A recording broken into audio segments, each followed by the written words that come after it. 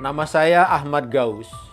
Buku ini berjudul Era Ketika Agama Menjadi Warisan Kultural Milik Bersama. 9 pemikiran Denny J.A. soal agama di era Google. Bagian ke-10, Epilog. 9 pemikiran Denny J.A. soal agama di era Google.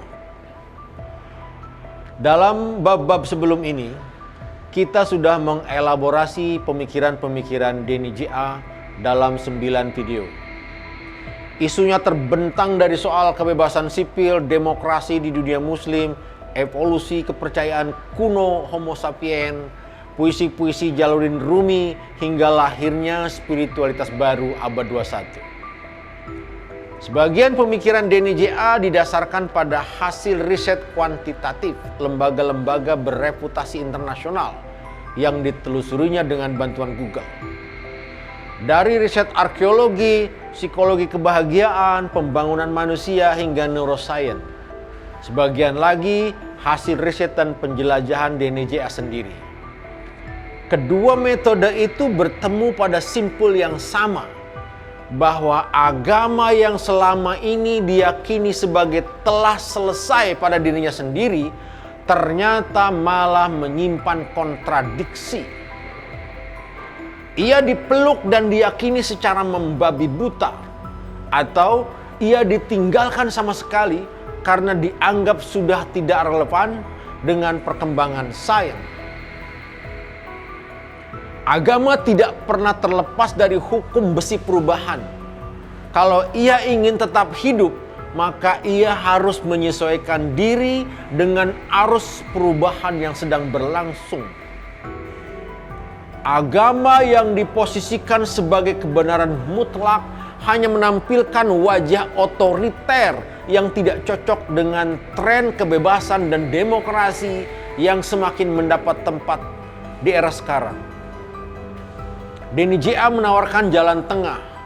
Daripada agama dipahami sebagai kebenaran mutlak yang akhirnya ditinggalkan oleh para pemeluk yang tercerahkan atau berbenturan dengan klaim kebenaran mutlak agama lain, lebih baik melakukan transformasi pemahaman dari kebenaran mutlak menjadi warisan kekayaan kultural milik bersama umat manusia. Inilah pemikiran terpenting dari Denny J.A. yang akan memberi kontribusi pada peradaban masa depan. Kita tahu bahwa paham agama sebagai kebenaran mutlak telah memberi sumbangan signifikan bagi perpecahan umat manusia. Sebab paham seperti itu secara alamiah menimbulkan permusuhan dan bahkan rasa kebencian kepada agama-agama yang berbeda. Permusuhan dan kebencian bisa ditransformasikan ke dalam tindakan kekerasan, diskriminasi, persekusi, dan aksi-aksi sejenis yang merusak tatanan masyarakat beradab. Pemutlakan adalah sesuatu yang dilarang oleh agama, sebab yang mutlak hanya Tuhan yang maha mutlak. Paham manusia, termasuk pahamnya tentang Tuhan dan agama, hanya nisbi belaka. Paham ialah hasil penafsiran. Dan dalam agama tidak ada tafsir tunggal setelah Nabi wafat. Yang tersisa ialah multi penafsiran, di mana satu sama lain saling berebut tafsir. Di ruang publik yang bebas, hal semacam itu sah-sah saja. Justru ruang publik penting sekali diisi oleh kelompok progresif, agar tafsir mereka menjadi arus utama dalam isu-isu krusial saat ini seperti hak asasi manusia, kesetaraan gender, dan diskriminasi LGBT. Perebutan tafsir itu sudah dilakukan oleh kalangan progresif di Amerika Serikat dan di Eropa. Dari sudut pandang ini, pemikiran jalan tengah Denny J.A. dapat diklaim menyelamatkan agama dari wajahnya yang penuh murka menjadi lebih humanis. Berbeda dengan kaum sekularis dan ateis, Denny J.A. tidak mengkritik agama. Alih-alih, Ia menyelami samudera agama dan mengambil mutiara yang tersimpan di dalamnya. Ia belajar dan mengambil banyak dari renungan-renungan ulama penyair sufi Jalaluddin Rumi yang memandang hati sebagai rumah Tuhan dan diri sebagai semesta, sehingga lahir kesadaran mengenai rasa menyatu, once dengan keseluruhan. Berbeda dengan spiritualitas gerakan New Age yang skeptis terhadap sains dan agama, Denny J.A. justru mengembangkan jenis spiritualitas yang didasarkan pada riset sains. Itulah yang disebutnya spiritualitas baru abad 21 yang sepenuhnya narasi pengetahuan. Dan dia mengambil intisari agama yang bersifat universal tanpa mereduksi keunikan setiap agama, apalagi mencampakkannya. Agama tumbuh dalam budaya yang berbeda-beda di setiap negara, dan berdasarkan itu muncul tafsir yang sesuai dengan kebutuhan kontekstual. Berdasarkan itu, Denny menyerukan agar umat Islam Indonesia misalnya mengembangkan tafsir mereka sendiri yang sesuai kebutuhan, sebagaimana umat Islam di Eropa yang mengembangkan tafsir mereka sendiri. Singkatnya, pemikiran keagamaan Denny J.A. dapat diringkaskan dalam 9 butir sebagai berikut. 1. Pentingnya pendekatan kuantitatif untuk membuat perbandingan soal peran agama di tengah masyarakat. 2. Para arkeolog berjasa mengkonstruksi ulang kisah agama. 3. Setelah Nabi tiada pula tafsir tunggal agama.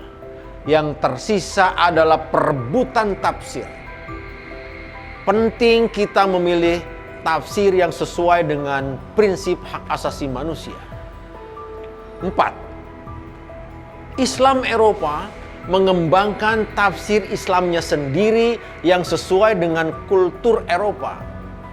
Kita pun di Indonesia tidak perlu terikat dengan tafsir kultur Timur Tengah. 5. Bagi yang tidak meyakini agama, agama dapat dinikmati sebagai sastra. Lihat misalnya kitab Lagaligo, kitab yang dianggap suci oleh masyarakat Luwu masa lampau di Sulawesi Selatan, dan kesakralannya hingga kini masih diyakini. Orang-orang modern dapat menikmatinya sebagai karya sastra. Hal yang sama dapat juga terjadi pada kitab suci agama lain. 6. Pentingnya mencari intisari semua agama berdasarkan the science of happiness dan neuroscience. Denny J.A. mengembangkan spirituality of happiness. 7. Mendekati agama sebagai kekayaan kultural milik bersama. Merayakan hari besar agama lain sebagai social gathering lintas agama. 8. Memandang LGBT sebagai isu HAM masa kini. Penting sekali mengembangkan tafsir agama yang tidak mendiskriminasi kaum LGBT. 9. Perlunya menggandeng sains dan Jalaluddin Rumi. Itulah ringkasan 9 pemikiran Denny J.A. dari 9 esai yang telah saya paparkan dalam buku ini. Semua pemikiran itu sangat penting. Namun di antara pemikiran Denny J.A. yang terpenting dan sangat dibutuhkan saat ini, menurut saya, ialah pandangannya bahwa agama adalah warisan kultural milik bersama umat manusia. Gagasan Denny J.A. ini menjadi kontribusi terpenting bagi perdamaian dunia setelah gagasan Hans Kung mengenai dialog agama dan gagasan Nurcholish Madjid mengenai pluralisme agama.